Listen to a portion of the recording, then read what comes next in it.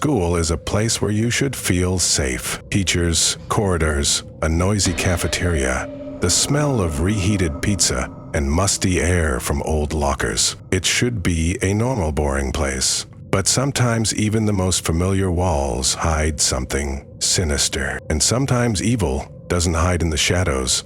It looks you straight in the eye and smiles. I moved to Pennsylvania in mid-August. My father got a new job and we had to move to a new state. My entire life at that moment was packed into boxes and suitcases. The new school, Southern Lehigh High School, seemed huge and cold. I was transferring to the 11th grade and I didn't know anyone. The first days were especially tough.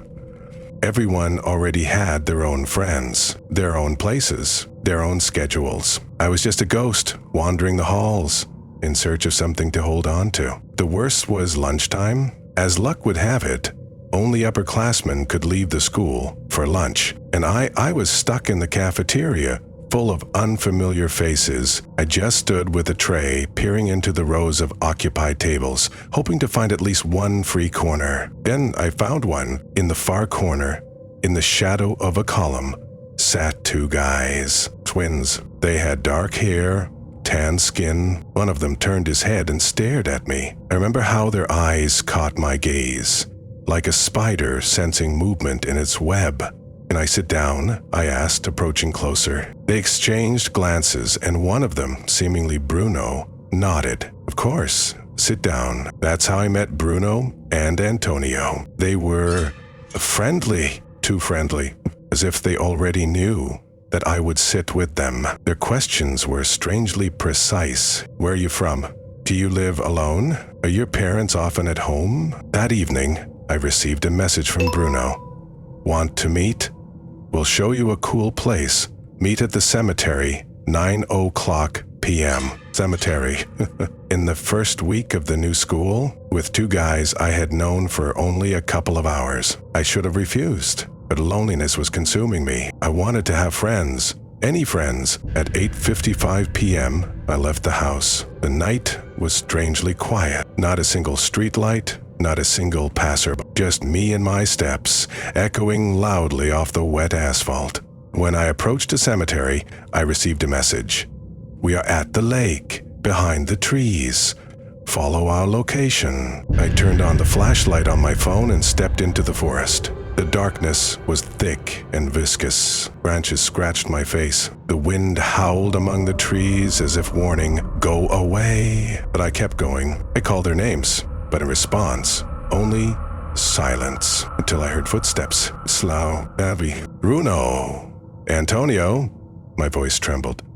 "Is that you?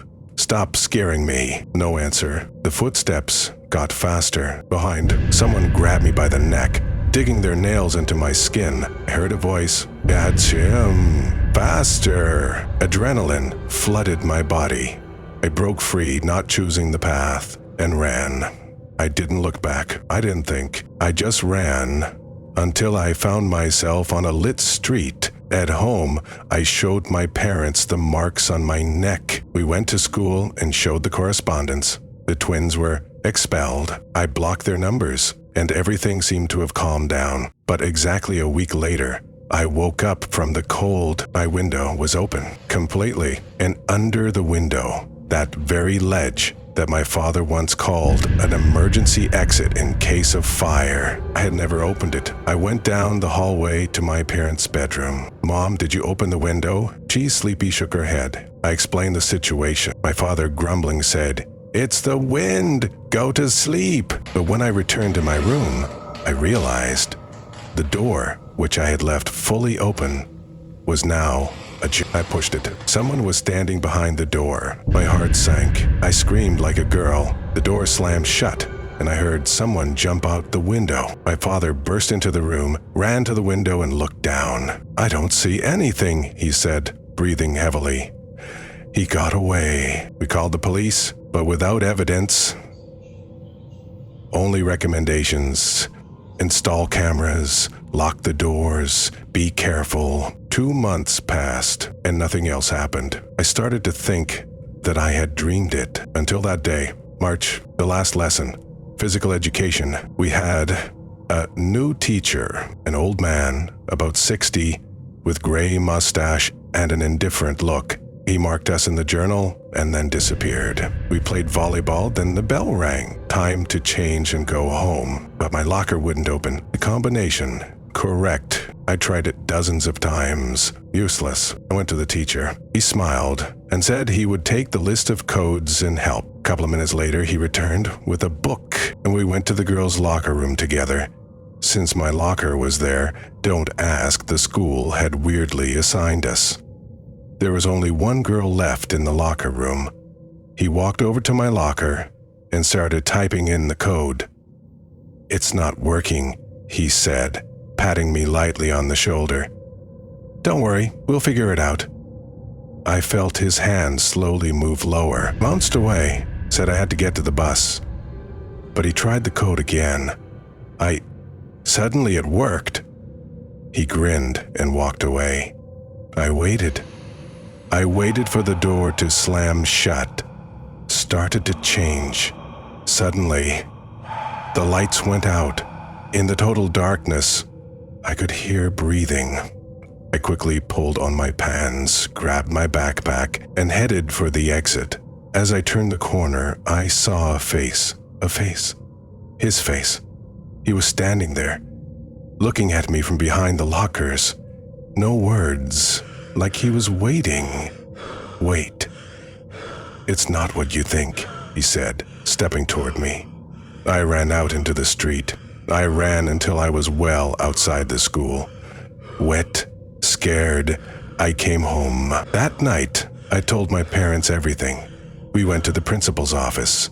Later, it turned out that this teacher didn't work at the school. No one knew him. His name wasn't on the substitute list.